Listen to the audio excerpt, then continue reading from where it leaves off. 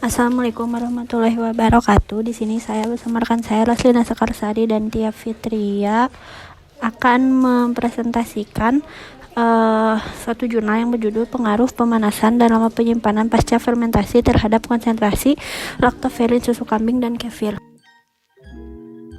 Pendahuluan, komponen susu termasuk juga susu kambing mengandung beberapa komponen bioaktif yang memiliki efek kesehatan.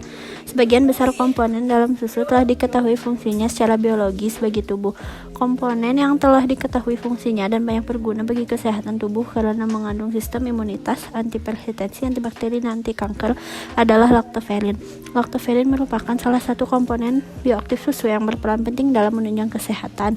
Pemanfaatannya pertama kali digunakan sebagai susu formula bayi hingga susu pengganti air susu ibu atau ASI. Selanjutnya, pemanfaatan laktoferin banyak diaplikasikan dalam suplemen nutrisi, zat besi, Fe, kosmetik, minuman, dan juga produk fermentasi susu.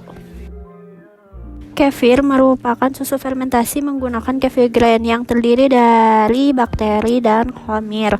Kefir adalah salah satu produk makanan fungsional, yaitu makanan yang berfungsi sebagai sumber nutrisi dan juga berkhasiat terapeutik karena mengandung komponen bioaktif sehingga berpotensi menjaga kesehatan tubuh. Aktivitas mikroba dalam kefir mampu menghasilkan komponen metabolit asam organik, protein, peptid aktif, dan polisakarida yang berperan sebagai komponen bioaktif sebagai antimikroba, antioksidan, dan mempunyai nilai tambah terhadap peningkatan fungsional produk. Adapun alat dan bahan yang digunakan untuk peralatannya itu menggunakan whey dan supernatant. Kefir adalah freeze dryer IP Kinetic Age Dry dan seperangkat alat untuk analisa proximat dan titrasi buret. Sedangkan peralatan untuk analisa kandungan laktoferin antara lain cuvette dan Daiichi Spectrophotometer UV 2001. Peralatan untuk proximal protein whey dan pemurnian laktoferin adalah kolom kromatografi ukuran 2,6 x 60 cm dan seperangkat elektroforesis aparatus merek Bio yang dihubungkan dengan power supply berkekuatan 300 volt dan 120 mA. Preparasi sampel meliputi sampel plate, scalpel, pinset, deep freezer, mister pipet, pisau, dan neraca digital. Selanjutnya, metode penelitian. Hal pertama yang dilakukan yaitu purifikasi susu kambing dan pengeringan beku whey menggunakan alat freeze dryer tipe Kinetic Age Dry selama 15 jam atau sampai menjadi bubuk. Untuk yang pertama yaitu pemurnian laktoferin. Pemurnian laktoferin dilakukan dengan menggunakan prosedur kromatografi kolom filtrasi gel menggunakan Sepadex G100. Sebagai bahan yang akan dimurnikan adalah whey setelah proses freeze drying. Metode penelitian yang kedua yaitu penentuan protein terlarut. Sebanyak 1 ml sampel yang tersedia dalam tabung reaksi ditambahkan 1 ml per reaksi Bradford pada tabung reaksi lain yang berisi blanko 1 ml air suling ditambahkan 1 ml per reaksi Bradford. Kemudian kedua, campuran tersebut dibiarkan pada suhu ruang selama 10 menit. Selanjutnya, absorbansi diukur pada panjang gelombang 595 nanometer. Penentuan konsentrasi protein terlarut dengan menggunakan kurva kalibrasi absorbansi bovin serum albumin yang memiliki konsentrasi tertentu. Kemudian yang ketiga itu ada pendeteksian berat molekul laktoferin secara elektroforesis. Berat molekul laktoferin hasil pemurnian dengan kromatografi kolom filtrasi gel Sepadex G100 dikarakterisasi secara elektroforesis SDS page. Kemudian yang terakhir itu purifikasi laktoferin kefir. Purifikasi laktoferin ini dilakukan dengan prosedur kromatografi seperti pada penelitian sebelumnya. Sebelum dilakukan proses pemurnian, dilakukan sentrifugasi 3000 rpm selama 20 menit.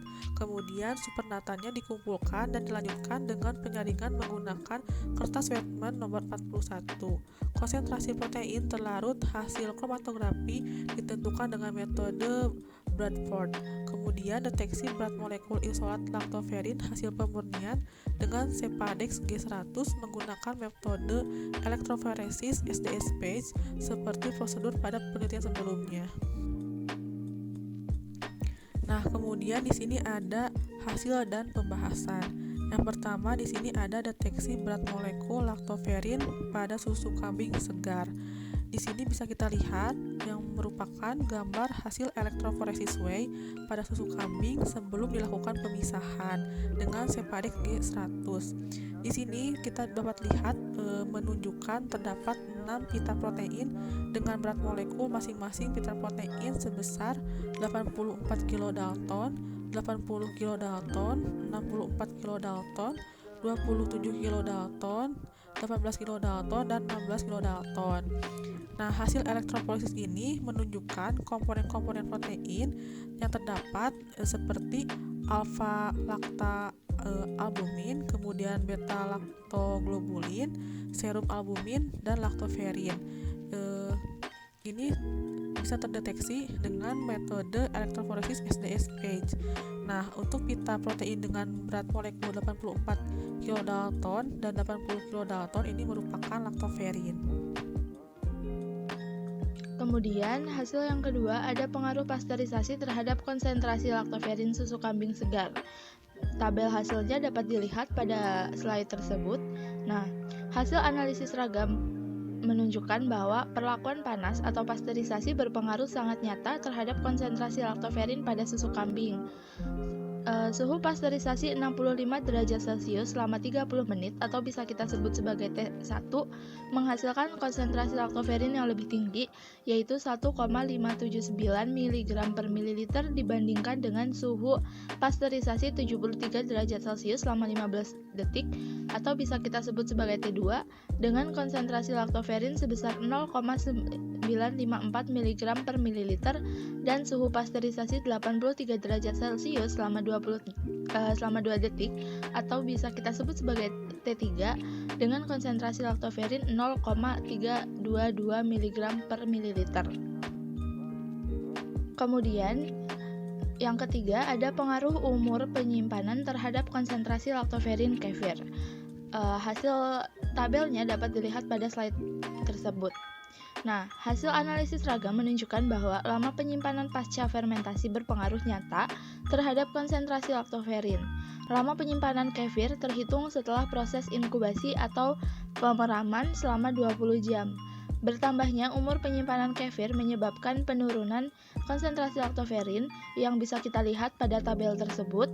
Lama penyimpanan 0 hari atau yang pada tabel tersebut tertulis sebagai LO memiliki konsentrasi laktoferrin yang lebih tinggi, yaitu 0,663 mg per mililiter dibandingkan dengan lama penyimpanan 3 hari atau yang pada tabel tersebut tertulis sebagai L1, 6 hari sebagai L2, 9 hari sebagai L3, dan 12 hari sebagai L4 dengan konsentrasi laktoferrin berturut-turut 0,448 mg per mililiter, 0,249 mg per mililiter, 0,142 mg per mililiter, dan 0,048 mg per mililiter. Nah, kesimpulan dari poin-poin yang sudah dipaparkan tersebut adalah sebagai berikut. Purifikasi laktoferrin menggunakan kromatografi kolom Sepadex G100 menghasilkan 2 puncak absorbansi 595 nanometer dan setelah diinkubasi karakterisasi secara elektroforesis menunjukkan berat laktoferrin 84 kDa dan 80 kDa. Proses pasteurisasi dan fermentasi cenderung mengakibatkan terjadinya penurunan konsentrasi laktoferrin susu kambing dan kefir. Suhu pasteurisasi 65 derajat Celcius selama 30 menit adalah suhu optimal dan cenderung dapat mempertahankan konsentrasi laktoferrin lebih tinggi dibandingkan suhu pasteurisasi 73 derajat Celcius selama 15 detik dan suhu pasteurisasi 83 derajat Celcius selama 2 detik. Lama penyimpanan kefir cenderung menyebabkan penurunan konsentrasi laktoferrin. Konsentrasi laktoferrin kefir cenderung masih dapat dipertahankan hingga 12 hari penyimpanan. Yang yang dapat kami paparkan sedikit tentang pengaruh pemanasan dan lama penyimpanan pasca fermentasi terhadap konsentrasi laktoferin susu kambing dan kefir berasal dari jurnal dengan judul yang sama. Kurang lebihnya mohon maaf. Saya Roslina Sekarsari mewakili dua rekan saya yaitu Kasih Rahayu dan Tia Fitria pamit undur diri. Wassalamualaikum warahmatullahi wabarakatuh.